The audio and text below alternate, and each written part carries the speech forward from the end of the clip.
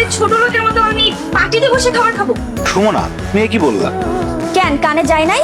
যা শুনছো সেটাই বলছি। ও মা, তুমি যদি ওই পাটিতে বইয়া না খাইতে পারো, আমার ঘরে একটা চেয়ার আছে, অবশ্য পাওটা একটু ভাঙ্গা, তুমি বইসা খাইতে পারবা, অসুবিধা হইব না। স্যার ডাইনা দেই।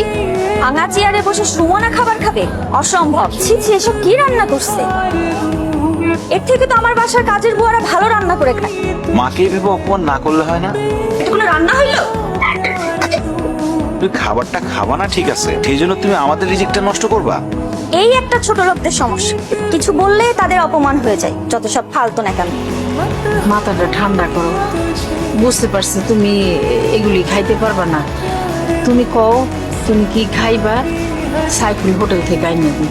ভাবি, মা তো ঠিকই বলছে, তুমি বড়লোক মানুষ, তোমার এইসব খাবার পছন্দ নাই হইতে পারে। তুমি কি খাবা বলো? ফ্রাইড রাইস আর চিকেন ফ্রাই। মা, সেটা তো মেলা দাম। আমি সারাদিনে যে ইনকাম করি তা দিয়ে তো এক প্লেট ফ্রাইড রাইসও হবে না। এই বাসি পচা গন্ধ খাবার তুমি কোথা থেকে এনেছো? ওই যে আমাকে 3 রাস্তার মোড়ে যে দোকানটা আছে না, সুন্দর করে ওই দোকান থেকে আনছি। আমার সামনে নিজে বানাই দিছে। আমি কি ফুটপাতের খাবার খামি? তোর কাছে বড় কোনো চাইনিজ রেস্টুরেন্ট চোখে পড়ে নাই? মানে তোকে বিয়ে করছি বলে কি তুই আমার লেভেলটা ফুটপাতে নামে আনছোস? বউ, তুমি তো জানো আমি একজন গরিব সবজির দোকানদার। সবজি বিক্রি করে যা ইনকাম করি তা তো বড় রেস্টুরেন্ট থেকে খাবার কেনার মতো সামর্থ্য আমার নাই। হারাম জাদা, তাই বলে কি তুই আমাকে ফুটপাত থেকে খাবার এনে খাওয়াবি? ধর, তোর খাবার তুই খা।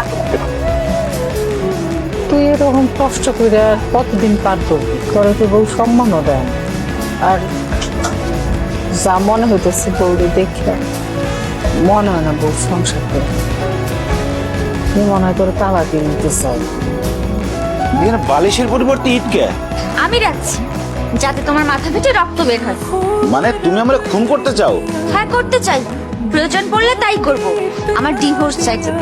বউ, ডিভোর্স ছাড়া তুমি যা চাইবা তাই পাবা।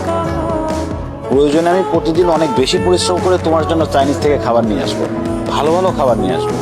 আমার না কোনো খাবার চাই না, আমার না তোমার থেকে ডিভোর্স চাই। কারণ তোমার মতো সবজি আলার সাথে না আমার যায় না। কি হলো, এরকম বজ্রপাত হয়ে যাওয়া মানুষের মতো চুপচাপ বসে আছো কেন? কি বলছি কানে যায় নাই? জি, গেছে।